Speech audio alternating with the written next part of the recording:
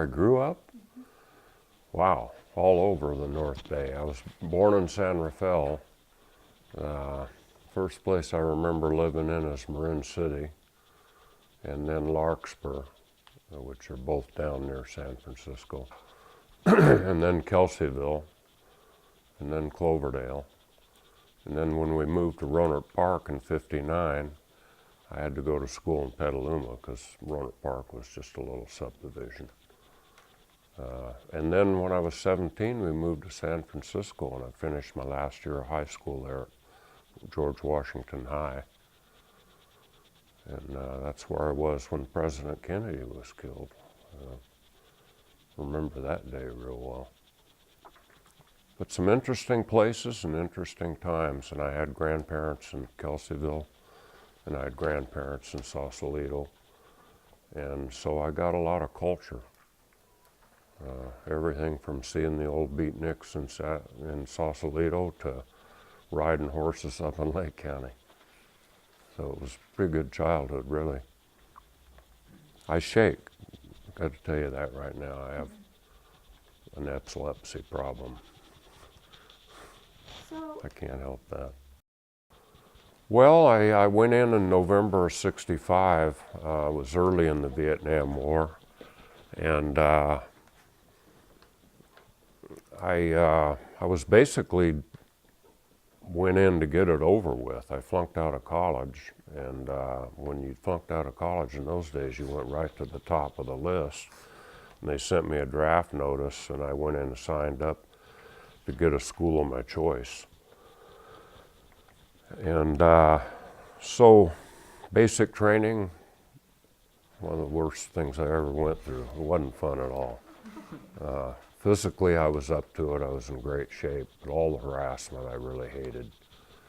And later on, when I was in charge, I remembered that.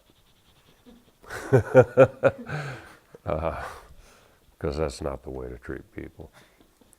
But I ended up finishing basic and then finishing truck driver school, and then I was assigned to the 43rd Engineer Dump Truck Company at Fort Bragg, North Carolina.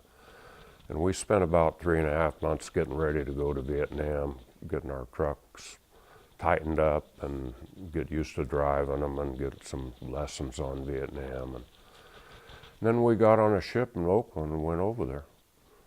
And I was about a month short when one of my grandmothers died, so they sent me home right away. And it was another, that's a whole world of experiences right there. We went over on a ship. We went through a typhoon, and that was interesting. That ship was bouncing around like a cork, But I felt very safe because the ship was made out of metal, and real strong. And I understood the Cold War enough to know that the Soviets weren't going to hit the ship. So, I had no worry about that. Yeah. So we proceeded to build a base camp called Long Binh just north of Saigon, hauled dirt in out of the hills and put it down where they could build roads and housing pads, and did a few other things over there. Boy, that's a tough call, I did learn a lot. I learned that I could do way more than I thought I could. And I think that's true with most people. You have more ability than you realize. And I had some leadership opportunities, and I enjoyed that. I really enjoyed being an instructor. We were training wiremen and radiomen how to drive the Jeep without turning it over. And those Jeeps then were very vulnerable to being turned over, especially in two-wheel drive. The way they were designed is the reason. And that was just a lot of fun, Who doesn't want to go out and ride in the hills in a Jeep,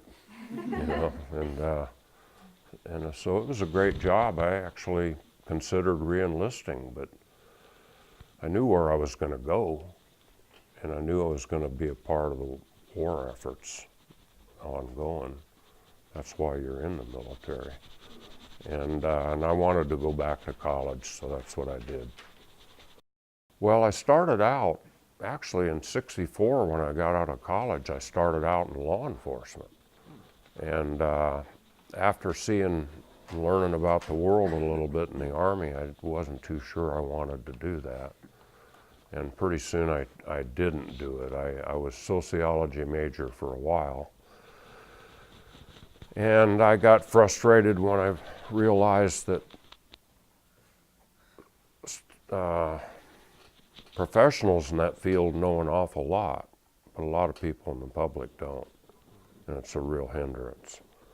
And I liked history. It was answering a lot of questions that I liked, so I majored in history and I got the teaching credential. And my wife's dad was a teacher also. That got me more interested in it. He used to come home real happy every day and having a great time, you know, in work and out of work. And so I got interested in teaching. And I think if I had it to do over again, I would probably keep the teaching job and figure out a way to make it on it. If, you know, just live in a smaller house and do with a little less. And that would be my choice if I had to do all over again. But I don't have any serious regrets. You know, life's been pretty good. If I didn't have this, I have a brain tumor. It isn't growing, but I have a brain tumor and it makes me have seizures and it makes me shake, and it's a real drag. But you know, we're all lucky though. We have modern medicine. 500 years ago, people didn't survive much of anything, and we live in a country where there is quite a bit of law and order compared to most of the world. So we have a lot of reason to be happy. Hi, my name is Amber Adams. Hi, my name is Celeste Gastineau. Hi, I'm Greta Nyman. Hi, my name is Nicholas Riley. I'm Nathan Waldron.